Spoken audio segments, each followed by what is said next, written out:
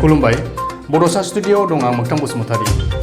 थांनाय 14 मे खालि भारत सरकारा प्रधान मंत्री किसान सम्मान निधि थामहिनबा PM किसान बिथांखिनि आवथायाव 8थि किस्ति हिसाबै 19,000 कौटि रांखौ हादरनि 9.5 कौटि आबादारि बेनिफिसियारिफोरनो बेंक एकाउन्टआव सोनानै होदों। जानांगौ बे कर'ना भाइरासनि थाखाय लकडाउननि आंखालनि समाव सरकारनि होनाय बे रांखान्थि अनसुंथाया हादरनि गोरिब थाखोनि आबादारि सुबुंफोरनि थाखाय संसार आरो नखर दैदेननायाव एसेब्लाबो सहाय मोनदों।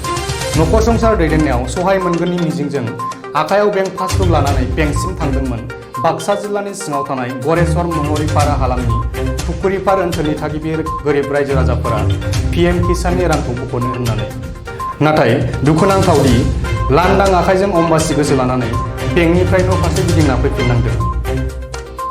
फुखुरिपार ओनसोलनि गोबां आइजोफोरा अजद होनाय बायदिब्ला सिगाङाव खेबनै खेबथामसो PM किसाननि रां हाबनायखौ बख'नानै मोननो हादोंमोन। नाथाय बे खेबाव ओनसोलनि गोबां गोरिब आरो आबादारिफोरनि एकाउन्टआव PM किसाननि राङा हाबाखिसै। गोरिब थाखोनि आरो आबादारि हिसाबै भारत हादरनिनो नोगोरारि जानानैबो सरकारनि बिथांखिनिफ्राय नासयजानायनि थाखाय दुखु फोरमायदों फुखुरिपार ओनसोलनि गोरिब थाखोनि रायजो राजाफोरा। लोगोसे गोरिब आबादारिफोरनि थाखाय भारत सरकारनि बे बिथांखिनिफ्राय नासयनानै दोनालासे गावसोरनोबो PM किसाननि रांखौ बेंक एकाउन्टआव सोनानै होनांगौ होनना सरकारनिसिम दाबि दैखांदों।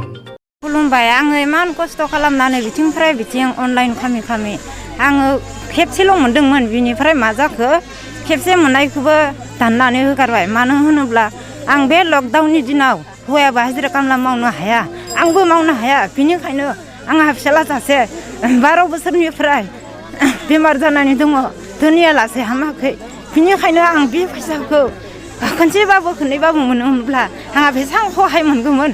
बिनिखायनो आङो बारंबार सरकारखौ बुङो दे थाबैनो जोंनि एकाउन्टआव फैसा सोना होनांगौ। बेखौनो आं सरकारखौ खावलायनाय जाबाय। गासै रायजो राजायानो जोङो भट होयो, भट होनानै जोङो मायबाफोर सुबिदा मोनगोन होननानै जोङो बेखौनो मावो। बिनिफ्राय सरकारा जोंखौ मानो नायफिना? जों दा होदो, जोंखौ खनसेनि उनाव मानो दानना होखो? जों दा बेखौनो खावलायो दे गासै रायजो राजायाबो जिया मोनाखै, जाया आद्रा दानजादो बेखिना गासैबो सोनानै होनांगौ सरकारा। आं बेखौनो खावलायो। माने जेमानखिनिया माने पासबुकआव फैसा दानदोंमोन, जेमानखिनिया माने दानना होदो बे फैसाखौ सोना होथो। आं मोदि सरकारखौ अनुरद खालामदो, नोंफ्रा सोना होथो। दुखिया मुखिया मानसि दङ, बहुत खस्थ'बो खालामदो। जों रखम बिदिबो मानसियाबो खस्थ' खालामदो।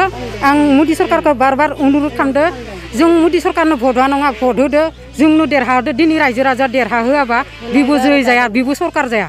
बेयावनो आङो खुलुमबाय। बेनिफ्राय स्टप जाना थाबाय, दा बिनिफ्राय मोनखायाखै आरो खनब्रै मोनबाय। दा आंबो मोननो लुगैयो बेखौनो। दा आंबो सासे बिधबा मानसि नालाय, बेनिखायनो आंबो दा बेलेगनिया हाबदो। आंनिया मानो हाबाखै? खनब्रै हाबनानै आंनिया स्टप जाना थाबाय। बेनिखायनो आं बेखौनो दा अनुरद खालामदो आरो दा आङो।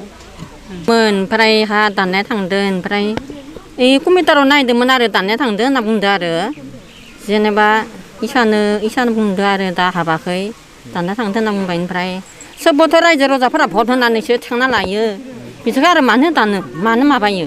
गोनां मानसिफोरासो दा मोनदो, दा दुखियाफोराथ' बहुत दुखु मोनदो हरिदो। सोरबोथ' दा हाजिरा मावना जायो, माइ गायना जायो। दा बेबायदि दाननो नाङामोन आरो। दाननांगौ।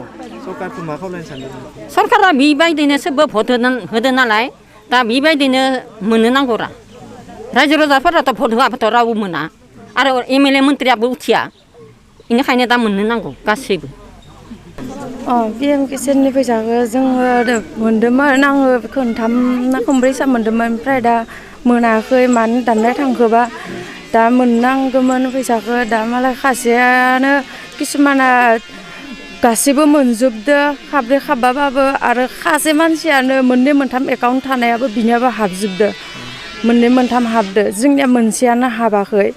दा मोनफिननो नांगौमोन आरो फैसाखौ। फैसानो भट एरि होनानै देरहाहोना हरदो इसोरखौ, नङा होमबा?